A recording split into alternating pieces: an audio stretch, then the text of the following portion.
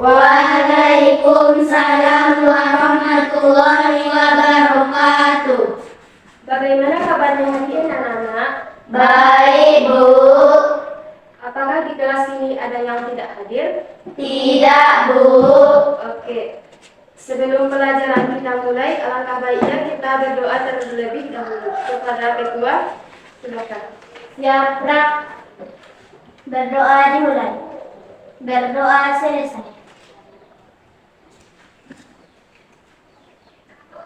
Baiklah, hari ini kita akan belajar tentang bunyi dan sifatnya. Di kelas ini ada yang tahu apa itu bunyi? Silahkan. Bunyi merupakan getaran yang terdapat di udara. Ya, benar sekali. Bunyi merupakan getaran yang terdapat di udara. Semua benda yang bergetar akan menghasilkan bunyi. Semakin kuat getaran suatu benda, maka makin besar pula bunyi yang dihasilkan dan bisa kita dengarkan. Begitu juga ketika makin dekat jarak dengan sumber bunyi, maka bunyi yang didengar akan semakin besar dan semakin kuat. Sumber bunyi adalah segala sesuatu yang menghasilkan bunyi.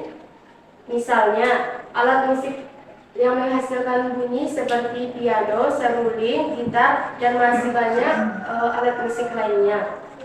Selanjutnya kita akan membahas tentang sifat-sifat bunyi. Di sini ada yang tahu tentang sifat-sifat bunyi? Silakan, Taufik. Bunyi dapat merambat, bunyi dapat diserap dan dipantulkan, bunyi merambat ke segala arah, bunyi dapat dibiaskan. Ya, benar sekali.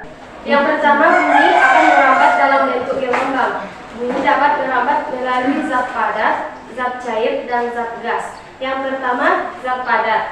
Salah satu media merambat bunyi yaitu benda padat, benda yang dapat merambat bunyi. Contohnya tanah, aluminium, besi, dan masih banyak lagi. Contoh perambatan bunyi melalui contohnya saat perambatan bunyi melalui benda padat adalah saat bermain telepon kaleng yang dihubungkan dengan benang. Kaleng dan benang merupakan benda padat yang berfungsi untuk merambatkan bunyi. Dua, zat cair. Bunyi dapat merambat melalui zat cair. Contohnya ketika kita membenturkan dua batu di dalam air, artinya bunyi dapat merambat melalui air. Yang ketiga, zat gas. Bunyi dapat merambat melalui udara. Kita dapat mendengarkan suara bunyi dapat merambat melalui udara. Contohnya ketika suara teman kita bercakap-cakap meskipun kita saling membelakangi. Contoh lainnya pada saat lonceng dibunyikan atau dipukul, kita akan mendengar bunyinya. Hal ini berarti bahwa bunyi dapat merambat melalui udara. Yang kedua, bunyi dapat diserap dan dipantulkan. Maksudnya, bunyi dapat dipantulkan dan diserap ketika mengenai sebuah permukaan benda padat. Apabila mengenai pada benda padat yang cukup keras, bunyi akan dipantulkan. Bunyi tersebut dikenal dengan bunyi pantul. Bunyi pantul dapat terjadi ketika kita berteriak di depan tembok. Tembok dapat menghalangi perambatan bunyi sehingga tembok tersebut dapat memantulkan suara yang kita teriakkan tadi. Yang ketiga, bunyi merambat ke segala arah. Berbeda dengan cahaya yang merambat lurus.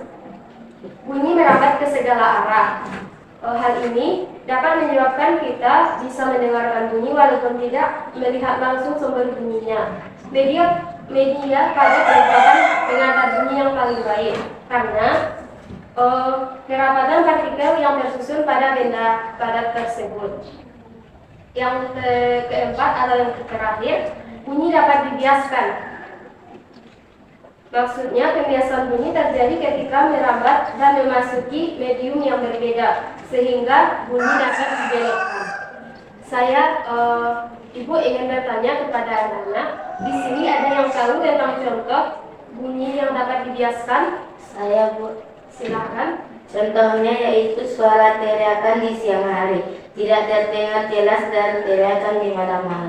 Ya, benar sekali. Contohnya yaitu suara teriakan di siang hari tidak terdengar jelas daripada teriakan yang di malam hari. Hal ini terjadi karena suhu udara atas pada siang hari lebih dingin daripada suhu udara di bawah. Sebaliknya pada malam hari, suhu udara di bawah akan lebih dingin daripada suhu di atas. Artinya kerapatan udara di siang hari lebih rendah dibandingkan malam hari. Sehingga